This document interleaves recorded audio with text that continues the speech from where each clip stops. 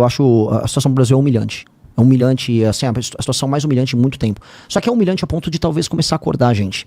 Renan, eu gostaria de saber se você considera que Jair Bolsonaro está sendo vítima de uma perseguição judicial ou se considera que não, que ele tentou de fato dar um golpe de Estado. E também gostaria de saber se num eventual segundo turno entre Flávio Bolsonaro e Lula, em quem você declararia o seu apoio.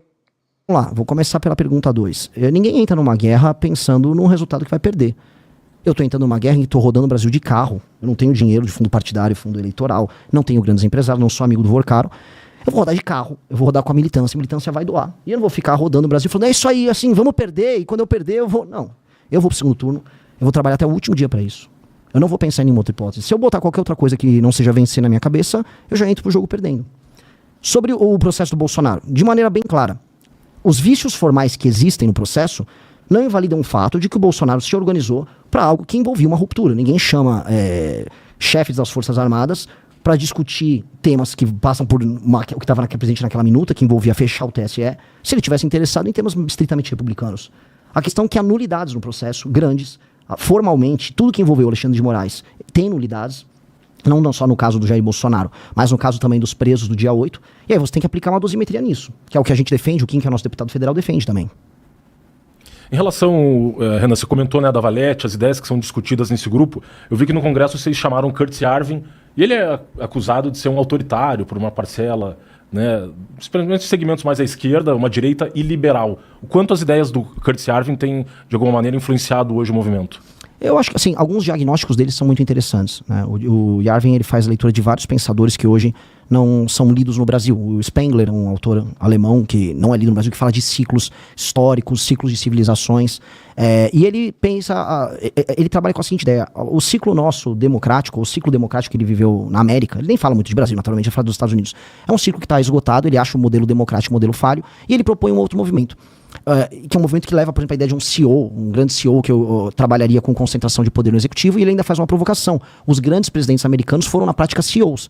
Então, ele fala que o Lincoln foi uma espécie de CEO, ele fala que o Roosevelt foi uma espécie de CEO, e ele fala assim, ó, quando há essa concentração, há uma espécie de monarca, e isso funciona melhor. E ele também provoca dizendo, a China é uma monarquia, as empresas que entregam serviço para vocês são monarquias. Aqui no Brasil isso aí já chegou. Você pega o Thales Gomes, ele fala o tempo todo nisso, a maior parte dos conteúdos que ele cria são nessa linha, e aí, não só a gente, mas boa parte da direita está falando, está questionando, vamos dizer, a ausência de poder que o poder executivo tem. Nos Estados Unidos eles falam o tempo do nothing ever happens, né? Tipo, eu tô tentando, mas nunca acontece. A gente quer resolver a questão da imigração, mas nunca resolve. A gente quer resolver questões penais, mas nunca resolve, porque nada acontece. Aqui no Brasil chama do nada acontece feijoada, é um meme da internet. E de fato porque a burocracia ficou muito poderosa e a democracia se tornou, na verdade, um regime oligárquico burocrático em que as decisões não são tomadas em favor das pessoas e as decisões são tomadas em favor da própria burocracia. Eu concordo com essa crítica. A minha solução, eu acredito que é uma solução republicana e dentro do regime democrático. Você tem que transformar o regime democrático para ele atender o interesse das pessoas. Porque eu sou mais republicano do que democrático. A república quer dizer res pública, coisa pública. O interesse público vem acima do voto, inclusive. E aí onde eu quero dizer, por exemplo, o Brasil vive numa democracia. Quem está nos ouvindo pode falar, não vive na democracia porque o Xandão é ditatorial. Sim, o STF também cruzou a linha e o modelo de tripartição dos poderes, ele está, em grande medida, morto no Brasil. Agora, se eu olhar para um voto numa cidade do interior do Brasil, a voto é comprado. O sufrágio no Brasil não existe. A base da democracia brasileira é compra de voto. O Centrão vive de comprar voto. Ele pega o dinheiro da emenda, desvia, faz um caixa 2, vai pra eleição, usa os contratos que a prefeitura tem com fornecedores, compra o voto da galera e vai girando o jogo. Nós precisamos alterar essa dinâmica. E aí alterar essa dinâmica significa, em alguma medida, entender que o eleitor que vota na reeleição do prefeito que comprou o voto dele tá fazendo uso horroroso da democracia, que a democracia não tá ajudando ele. Eu não tô falando em derrubar o regime democrático, até já fui muito questionado por jornalistas. O que eu tô falando, e aí baseado nessa leitura, a democracia tem que ser reformada para que ela seja, de fato, vamos dizer, amiga do interesse do povo. É isso. Qual que é a sua avaliação do Lula 3? Assim, eu nem sei qual é a avaliação que o próprio Lula faria, porque é um não governo. O Lula, ele foi para uma eleição sem propor um plano de governo. Ele foi muito no La Garantia Sou Joe. Vou lá, falo qualquer coisa e picanha, cerveja, contra o fascismo, pela democracia. Chamou o Alckmin, aí falou que chamar o Alckmin era uma frente ampla. Não indicou à época, ele não falou quem seria o ministro da Fazenda dele. Mas assim, mesmo assim contou com o apoio de boa parte da Faria Lima. Boa parte dos bancos apoiou o Lula. Ele entrou, mexeu no antigo PEC, antigo teto de gastos, instituiu o arcabouço fiscal e saiu desde então aumentando impostos. Fez algumas políticas sociais muito questionáveis. Não, nem questionáveis, eu não gosto delas. Que é o pé de meia, agora Vale Gás e da energia elétrica, e é isso o governo do Lula. Se você perguntar para um esquerdista, o próprio esquerdista não vai saber defender. Eu fiz uma coisa curiosa. Eu rodei o interior de Pernambuco, o interior do Ceará e o interior do Rio Grande do Norte. Visitei rádios, basicamente petistas, com uma população local, imagina, no sertão, que votava no PT. Eu perguntava isso para eles. O que significou o governo Lula para vocês? Eles não sabiam dizer. Eles não sabem dizer, porque foi um não governo de uma esquerda que acabou. A questão é, a esquerda latino-americana, dessa matriz meio anti-americana que tinha, com esse discurso, ela é uma esquerda que ficou velha, ela já não sabe o que propor e ela faz governos ruins. O último governo lá na Argentina do Fernandes foi um desastre e o governo do Lula é um governo muito ruim. Eu não sei como é que ele vai fazer pra se defender, tanto que ele tá indo pra estratégia assim, toma um pé de meia, toma um vale gás, toma uma energia elétrica e seja o que Deus quiser. Eu acho que não será o suficiente pra ele vencer. Mesmo porque, assim, eu rodando no Nordeste, no coração do eleitor dele, essas pessoas já não estão mais confiando que isso é o futuro. Até porque as pessoas vão o quê? Ele tá propondo mais uma rodada de Bolsa Família para as pessoas viverem 30 anos de auxílio. E as pessoas mais novas que gostariam de ter emprego, que gostariam de ter renda, que gostariam de não ser controladas pelo Comando Vermelho.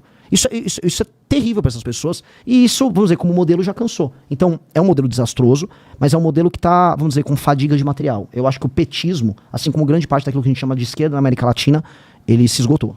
Falando, né, nessa esquerda latino-americana, como é que você vê essa postura do Trump, né, nesse corolário Trump da nova doutrina Monroe, e o posicionamento do Lula, inclusive com essa escalada hoje do cancelamento do visto do Darren Beattie, que estava vindo para o Brasil. Hoje o Miguel Dias-Canel deu um discurso basicamente dizendo, de forma muito, né, falando pianinho, por assim dizer, dizendo, olha, entrei em negociação com o Trump, parece que o Trump vai querer também, da mesma medida que fez de capturar o Maduro, vai tomar alguma medida mais drástica em relação a Cuba. Como é que você vê o Brasil hoje dentro dessa Guerra Fria 2.0 China, né, o eixo China e o eixo Estados Unidos? Eu acho a situação do Brasil humilhante. É humilhante, assim, a situação mais humilhante em muito tempo. Só que é humilhante a ponto de talvez começar a acordar a gente.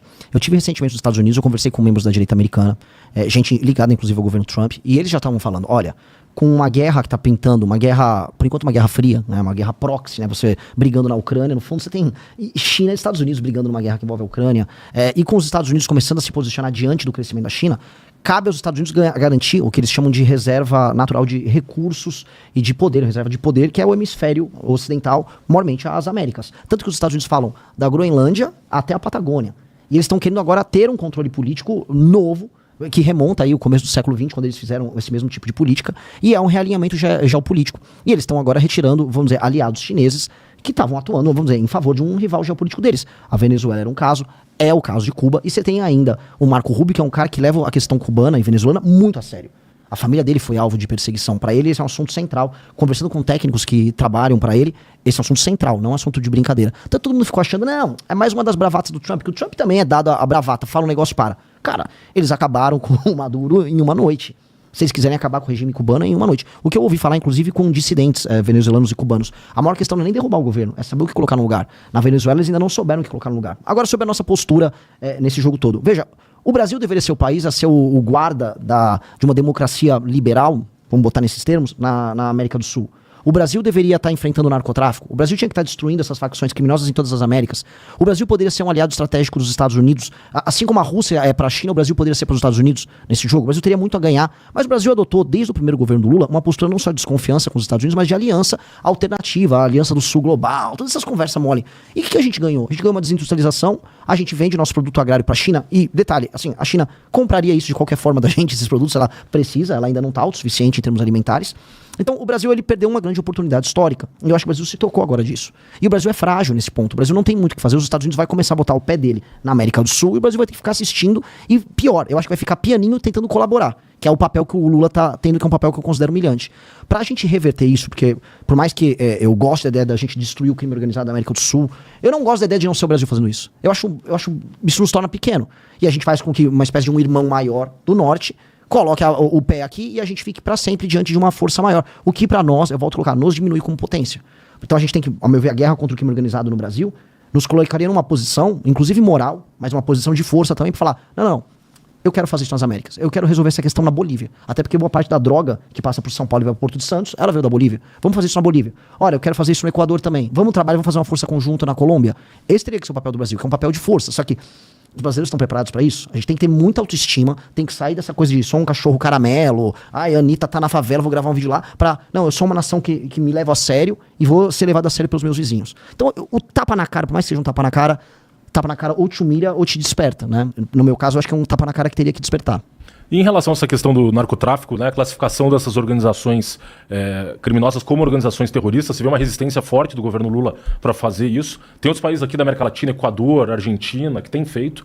E também a questão dessa narcocultura, né? Nós temos visto um crescimento aí de ídolos, especialmente da juventude, né, que começam a cultuar essas figuras ligadas ao narcotráfico, começa a ver uma questão efetiva a esse fenômeno, não só do ponto de vista ali militar, especificamente, mas num campo mais amplo. Olha, bom, a gente começou com aquele projeto da Lei Anti-Ouro, já começando pelo final da tua pergunta, né? E a gente no início foi atacado, falou, vocês estão mitigando a liberdade de expressão, né? Isso é coisa de país autoritário, não sei o quê. Pois bem, um país que fez isso é o autoritaríssimo país da Dinamarca. Eles selecionaram algumas facções, alguns grupos criminosos, e que caso a pessoa ostente símbolos e divulgue uma determinada facção que, vamos dizer, vende droga lá na Dinamarca, mesmo que ela não faça o cometimento de crimes ligados à facção, ela pode ser detida e pode ser presa por divulgar aquilo. Então, há um entendimento, inclusive, de uma nação como a Dinamarca, veja só, de que você ficar fazendo propaganda ostensiva de uma organização criminosa deve ser crime. E aqui no Brasil as pessoas falam, não, o Oruan pode ir no Lollapalooza, ele pode ir na Rede Globo, ele pode falar bem do Comando Vermelho e pedir a libertação do pai dele, que ordenou da cadeia assassinato de, assim, dezenas de brasileiros, e achar isso absolutamente normal. A gente ficou completamente maluco. A gente coloca, veja só, quem está nos assistindo, a audiência sabe, eu não sou bolsonarista, mas a gente paradoxalmente aplicou, vamos dizer, um direito especial super veloz e super agressivo contra dissidentes políticos à direita, mas contra o crime organizado a gente defende liberdade restrita de expressão. Eu acho que isso é maluco. Isso é efetivamente maluco. O crime organizado ele tem que ser enfrentado em todas as frentes, inclusive a frente cultural e ideológica deles. Os Estados Unidos, ao colocarem, vamos dizer, o PCC e o Comando Vermelho como grupos terroristas, eu vi uma discussão assim, nacionalistas brasileiros, que vergonha, agora a gente vai deixar os Estados Unidos fazer isso, eles vão invadir a gente. Os Estados Unidos consideram o ETA e consideravam o IRA, que eram duas organizações terroristas na Espanha e na Irlanda, como terroristas, e nem por isso ele foi lá e bombardeou a Irlanda ou bombardeou a Espanha. Não é o caso. Agora, eles estão apenas reconhecendo o óbvio. Obviamente que isso faz parte de uma estratégia política de atuação na região, que a gente não tem ilusões, e a gente tem que agora aproveitar isso e acelerar o combate a eles, seja quem for o presidente. O próximo presidente da República tem que ter como meta exterminar essas duas facções. Então, é uma pressão, volto a colocar, é o tapa na cara que gera pressão.